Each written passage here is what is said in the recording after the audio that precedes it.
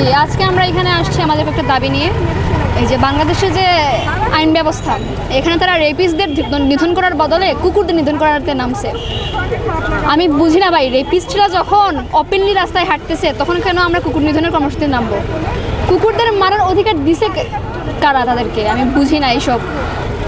আপনি কুকুরের রেবিস প্রতিরোধের ব্যবস্থা করেন, ওদেরকে এই টিকা দেওয়ার ব্যবস্থা করেন, জন্ম নিয়ন্ত্রণের ব্যবস্থাটা করেন, আপনি ওদেরকে মারবেন কেন? এটা কেমন নিয়ম?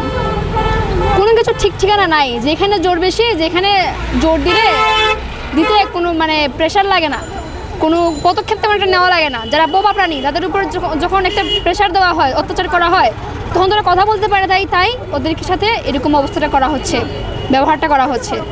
আর যখন কোনো আইনি প্রক্রিয়ায় কোনো রেপিস্টকে, ছিনতাইকারীকে, খুনিকে যখন মানে শাস্তি দেওয়ার সময় আসে তখন ওরা নড়তে পারে না। আমরা এখানে আসছি আইনকে, আইনের কী কাজ সেটা বোঝানোর জন্য। আর যারা প্রেমী আছেন, যারা প্রাণীদের জন্য কথা বলতে চান, তাদেরকে সোচ্চার করার জন্য যে আমরা আছি, আপনারা আমাদের সাথে যোগ করেন। ধন্যবাদ।